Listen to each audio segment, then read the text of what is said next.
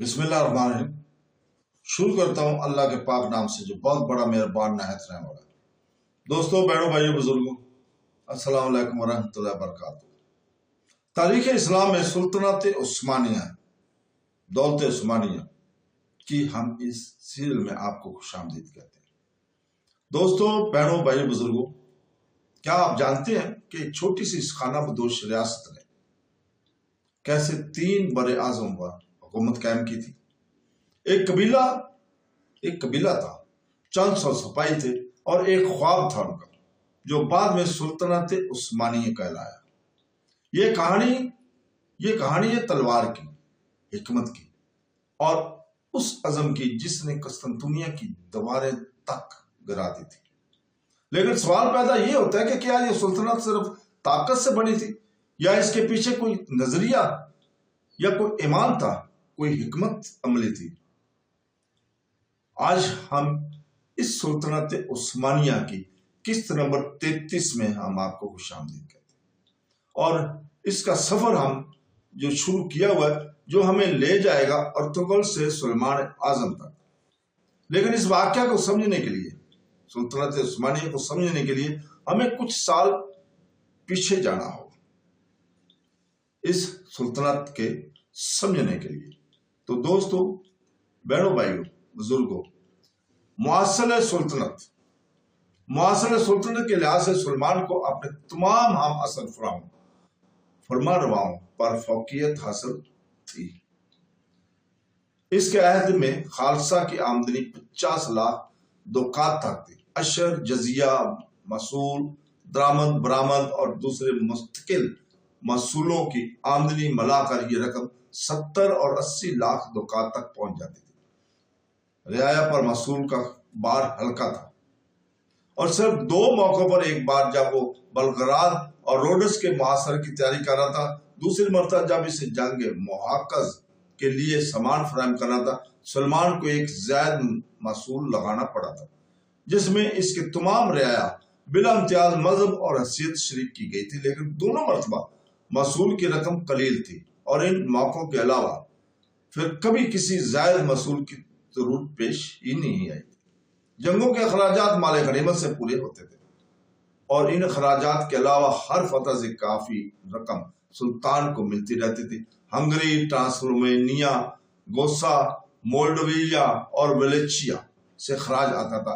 आमदनी का एक जरिया इन अल हकाम सुल्तनत का जब्त करदा सामान और जायदादें भी थी जो किसी जुर्म सुल्तान के हुक्म से कत्ल कर दिए जाते थे। सुलेमान ने तुर्की निजाम जागीरी की तंजीम खास तवज्जो के साथ की और इन बदनवानियों को दूर किया जो इस निजाम में फैलना शुरू हो गई थी। उसने कानून बना दिया कि कोई तिमार, छोटी जागीर, मतलब है कि एक खास हादसे से नीचे कायम न रखी जाए। मुतहद छोटी जागीरों को मिलाकर एक जहामत बड़ी जागीर बना लेने की इजाजत थी, लेकिन कोई जहामत तकसीम करके तिमार नहीं बनाई जा सकती थी। अलावा इस सूरत के किसी जहामत का जागीरदार जंग में कत्ल हो गया हो और इसने एक से ज्यादा लड़के छोड़े हों, सुल्तान की इजाजत से मुतहद शाखास मिलकर किसी जागीर को अपने मुश्तरका काश्त में रख सकते थे। लेकिन जागीर इस वक्त भी एक जागीर शुमार की जाती थी। जागीर की कोई तकसीम जिसके लिए बाब आली से खास तौर पर इजाजत हासिल ना हो, सख्त सजा के मुस्तसब होती। इन कानून से इन बुराइयों का इंसदाद हो गया जो जागीरों के टुकड़े करने से मसीह यूरोप के निजाम जागीरी में फैली हुई थी। जागीरदार को वसीयतनामा या किसी दूसरे जरिए से जागीर के इंतकाल का अख्तियार ना था। अगर कोई दूसरा जागीरदार औलाद नरीना छोड़े बगैर मर जाता है तो इसकी जागीर सुल्तान के कब्जा में चली जाती थी। सुल्तान से पहले वज़रा और सूबे के हाकिमों को इजाजत थी कि वो इस किस्म की जागीरें दूसरे शिखास को दे दें, लेकिन सुलेमान ने इस अख्तियार को सिर्फ छोटी जागीरों तक ही महदूद रखा। सुल्तान के अलावा कोई दूसरा किसी ऐसी रियायत को देने का इख्तियार न रखता था जो साबिक जागीरदार की वफात पर सुल्तानात के कब्जा में आ चुकी। अगर कोई शख्स किसी छोटी जागीर तिमार को सुल्तान के अलावा किसी और से भी पाता, तब भी इसकी जागीर फरैज तमाम तर سلطان ہی کی سے متعلق ہوتے ہیں، اور جاگیر کے اطاعت کرنے والے کو اس شخص پر کسی قسم کا جاگیری حق حاصل نہ ہوتا۔ سپاہی اس نظام جاگیری میں صرف اپنے سلطان کے تابع تھے۔ سلمان کے عہد میں بڑی جاگیروں کی تعداد تقریباً 3192 اور چھوٹی جاگیریں 50,160 تھی۔ سپاہی یعنی فوجی جاگیردار کا فرض صرف یہ نہ تھا کہ وہ جنگ کے موقع پر فوجی خدمت کے لیے خود حاضر ہو، بلکہ اگر اس کی جاگیر کی قیمت ایک متعین رقم سے زیادہ ہوتی تو اس زیادتی کی مناسبت سے ایک سے زیادہ مسلح سواروں کو بھی اپنے ساتھ حاضر کرنا پڑتا تھا۔ سلمان کے عہد میں فوجی جاگیرداروں کی مجموعی تعداد 1.5 لاکھ سوار تھے۔ یہ سوار حیدر بے اور سلجوق بے کی طلب پر متعین مقامات پر جمع ہو کر عثمانی فوج میں شامل ہو جایا کرتے تھے اور بغیر کسی تنخواہ کے جنگ میں شریک رہتے۔ مستقل تنخواہ دار فوج کا شمار 48,000 تھا۔ ان کے علاوہ 43 سواروں کے متحد دستے تھے جنہیں خان کریمیہ ایک نائب حاکم کی حیثیت سے ہر جنگ کے موقع پر بھیجتا تھا۔ نیز بے ضابطہ سواروں اور پیادوں کا انبوہ کثیر تھا جو بطور خود آ کر ترکی کی لشکر میں شامل ہو جایا کرتا تھا اور جسے مال غنیمت کے سوا اور کچھ نہ ملتا تھا۔ سلمان نے اپنی غیر مسلم رعایا کے لیے جو قوانین وضع کیے تھے اور ان کی رواداری روشن خیال اور تدبر کی ایک نمایاں مثال ہے۔ اس نے لگان اور دیگر خدمات کو جو رعایا پر جاگیردار کی طرف سے عائد ہوتی تصریح کے ساتھ قانون رعایا میں درج کرا دیا تھا تاکہ جاگیردار اپنے حق سے زیادہ مطالبہ نہ کر سکے۔ قانون رعایا کی روح سے مزارع ہوا زمین کی ملکیت کاشتکار کو حاصل ہوتی تھی اور اس کے معاوضہ میں اسے لگان اور بعض مسئول ادا کرنے پڑتے تھے۔ اپنے جاگیردار کے لیے چند متعین خدمات انجام دینی ہوتی تھی۔ سلطنت عثمانی کے غیر مسلم رعایا اور مسیح یورپ کی غلامی زرعی غلامیوں کی حالت کے فرق کا اندازہ اس عمر سے بھی بخوبی لگایا جا سکتا ہے کہ سرحدی عیسائی ممالک کے باشندے بھاگ کر سلطنت عثمانی میں پناہ لیا کرتے تھے اور اپنے ہم مذہب عیسائی آقاؤں کے جو ترکوں کی نرم حکومت کو ترجیح دیتے تھے۔ کریسی سلیمان کی ایک اہم اثر مصنف کا قول نقل کرتے ہیں کہ میں گروہ در گروہ ہنگری دہقانوں کو اپنے جھونپڑوں میں آگ لگا کر اپنے بیوی بچوں مویشی اور سامان کاشت کو لے کر ترکی علاقوں میں بھاگ کر جاتے ہوئے دیکھا ہے، جہاں وہ جانتے تھے کہ اشر کے علاوہ ان پر اور کسی قسم کا مسئول یا تکلیف دہ بار عائد نہ کیا جائے گا۔ قانون فوج داری، قانون پولیس اور دیگر عام قوانین بھی سلمان نے خاص توجہ کی اور ان سب میں مناسب ترمیم اور اصلاح کی۔ اس کے زیر نگرانی ملا ابراہیم حلبی نے جو مجموعہ قوانین تیار کیا تھا اس میں سلطنت عثمانیہ کے متعلق تمام ضروری قوانین درج ہیں۔ پہلے بہت سے جرائم کے لیے نہایت سخت سزائیں مقرر کی تھی، مثلا قتل کر دینا اور عذاب کا کاٹ ڈالنا۔ سلمان نے ان سزاؤں کی سختی میں تخفیف کی۔ اس نے مختلف اشیاء کی قیمتیں اور اجرت کی شرح بھی مقرر کر دی تھی۔ اتہام رکھنے والوں کے لیے ضروری قرار دیا گیا تھا کہ وہ اپنے شہر کی تلافی کریں۔ جھوٹی شہادت دینے والوں، جال بنانے والوں اور کھوٹے سکے چلانے والوں کی سزا یہ مقرر ہوئی کہ ان کا دایاں ہاتھ کاٹ دیا جائے۔ 11% سے زیادہ سود لینا خلاف قانون ٹھہرایا گیا تھا۔ مسلسل 3 وقتوں کی نماز یا ایک روز قضا کر لینے کے لیے جرمانہ کی سزا مقرر کی گئی تھی۔ بار برادری کے جانوروں کے ساتھ نرمی کا سلوک اختیار کرنے کی تاکید کی گئی تھی۔ اسی طرح سلمان کا عہد حکومت غیر ملکی تاجروں سے حسن سلوک کے لیے خاص طور پر ممتاز تھا۔ موجودہ جمہوریہ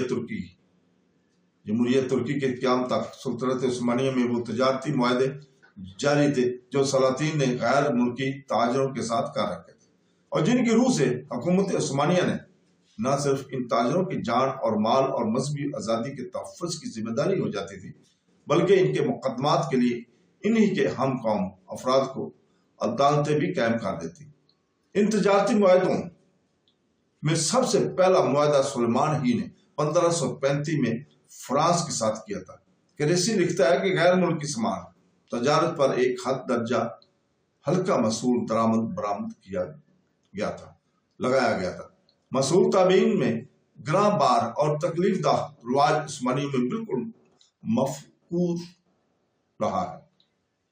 علم کی اشاعت اور علم کی قدردانی سلاطین آل عثمان کا ایک مخصوص امتیاز تھا۔ سلمان اس وصف میں بھی بہت نمایاں تھا۔ اس نے بہت سے مدرسے اور دارالعلوم بنوائے اور علماء کی تعلیمی تنظیم اور ان کے منصب میں بہت سی اصلاحیں کی، اور وہ علماء کی قدر اور منزلت میں اپنے تمام پیش رووں سے آگے بڑھ گئے، اور ان کے لیے سلطنت کے قانون میں بعض ایسی مخصوص رعایتیں کر دی کہ جو کسی اور جماعت کے لیے نہیں کی گئی۔ مثلا اس نے علماء کی پوری جماعت کو ہر طرح کے مسئول سے بری کر دی، اور ان کی جائیداد کے لیے یہ قانون بنا لیا گیا کہ وہ کسی صورت میں بھی ضبط نہ کی جائے گی۔ سلمان نے مکہ معظمہ میں چاروں مذہب کے لیے 4 مدرسے قائم کیے۔ ان کی بنیاد 972 ہجری 1564 عیسوی میں رکھی گئی تھی۔ عمارت کی تکمیل سلیم خان ثانی کی عہد میں ہوئی۔ اس نے مدرسین اور طلباء کے لیے شام کے اوقاف سے وظائف مقرر کیے تھے۔ سلمان نے صدقہ رومیہ کے مقدار جو اس کے آباء و اجداد کے زمانے میں حرمین شریفین کے لیے آتا تھا بہت بڑھا دی، اور اپنے خاص خزانہ سے بہت سی رقمیں اضافہ کی۔ غلہ کا صدقہ سلیم اول کے وقت سے جاری ہوا تھا۔ سلمان نے علاوہ مخصوص اوقاف پہ انبار خاص سے بھی غلہ بھیجنا شروع کیا۔ اس نے مصر کے چند گاؤں بیت المال سے خرید کر ان کے غلہ کو اہل حرمین کے لیے وقف کر دیا تھا۔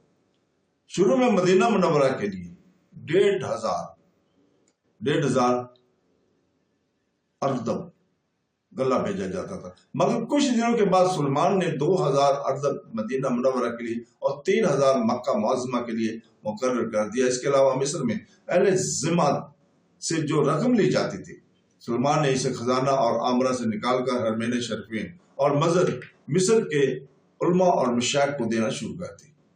خزانہ شاہی اور سلطنت کی جیب خاص سے جو رقمیں ان صدقات کے لیے نکالی جاتی تھی وہ علیحدہ تھی۔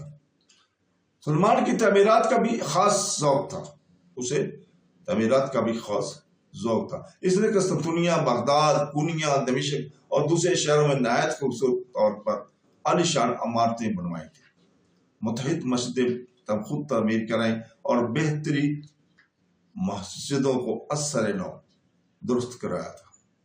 ان کے علاوہ قسطنطنیہ میں ایک بہت بڑی نہر بنوائی اور مکہ معظمہ کی پرانی نہروں کی مرمت کرائے۔ سلطنت کے تمام بڑے بڑے شہروں میں اسپتال اور پل تعمیر کرائے گئے تھے۔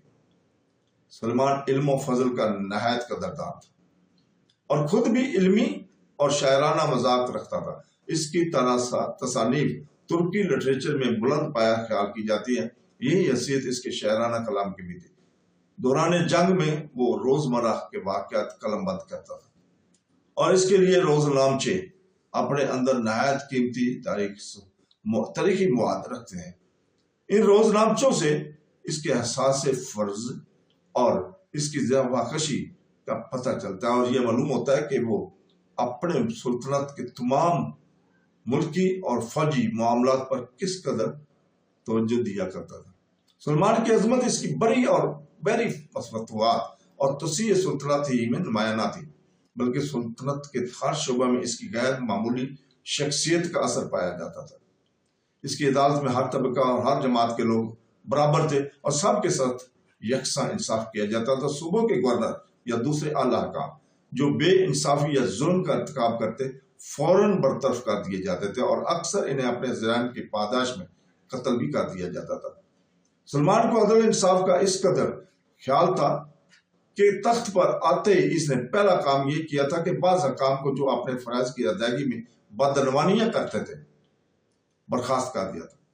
اس امر میں وہ کسی شخص کی رعایت نہ کرتا تھا، خواہ وہ شخص اس سے کیسا ہی قریبی تعلق رکھتا ہو۔ چنانچہ فرہاد پاشا کو جو اس کا داماد تھا، سلمان نے ظلم اور رشوت ستانی کے جرم میں ایک صوبہ کی حکومت سے معزول کر دیا۔